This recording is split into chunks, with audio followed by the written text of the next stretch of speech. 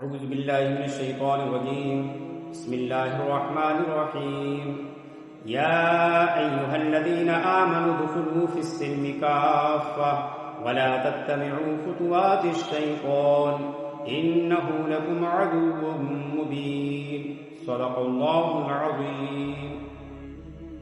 عزیز ساتھیو، اللہ تعالیٰ نے قرآن مجید میں جو میں نے آیت آپ کے سامنے ابھی تلاوت کی ہے، یہ سورہ البقرہ کی آیت ہے. اس میں اللہ تعالیٰ نے اہل ایمان کو اسلام میں داخلے کا حکم دیا ہے کہ اسلام میں کس طرح سے داخل ہونا ہے. سلم کا لفظ آیا ہوا ہے جس کے معنی اسلام کے بھی ہیں اور سلامتی کے بھی ہیں. گویا کہ اسلام میں داخل ہونا سلامتی میں داخل ہونا ہے.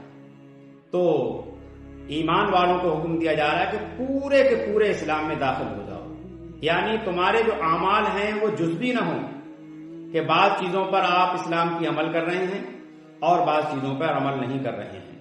قرآن مجید پر نبی اکرم صلی اللہ علیہ وسلم کی تعلیمات پر مکمل عمل ہو، اور اس طرح سے ہو کہ اگر آپ اسلامی سوسائٹی پر غور کریں گے، اس کا مطالعہ کریں گے، صحابہ کرام کی زندگیوں کو دیکھیں گے تو ہمیں یہ نظر آتا ہے کہ محمد صلی اللہ علیہ وسلم پوری سوسائٹی پر چھائے ہوئے نظر آ رہے ہیں.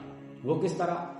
وہ یہ کہ مومن کی زندگی کا کوئی بھی معاملہ ہوتا ہے تو اس کی خصوصیت یہ ہے، اس کی صفت یہ ہے کہ وہ ہر لمحہ یہ سوچتا ہے، چاہے اس کے انفرادی معاملہ ہو، چاہے اجتماعی معاملہ ہو، گھریلو معاملہ ہو یا گھر سے باہر کا معاملہ ہو، مسجد کا معاملہ ہو یا مسجد بازار کا معاملہ ہو، کہیں کا بھی معاملہ ہو، اس کو یہ سوچنا چاہیے. اور وہ یہ اس کی صفت یہ ہے مومن کی کہ اگر نبی اکرم صلی اللہ علیہ وسلم میری جگہ پر ہوتے، اس مقام پر ہوتے، جو کام میں کرنے جا رہا ہوں وہ معاملہ نبی اکرم صلی اللہ علیہ وسلم کو درپیش ہوتا تو آپ صلی اللہ علیہ وسلم کا کیا عمل ہوتا، آپ صلی اللہ علیہ وسلم کیا کرتے.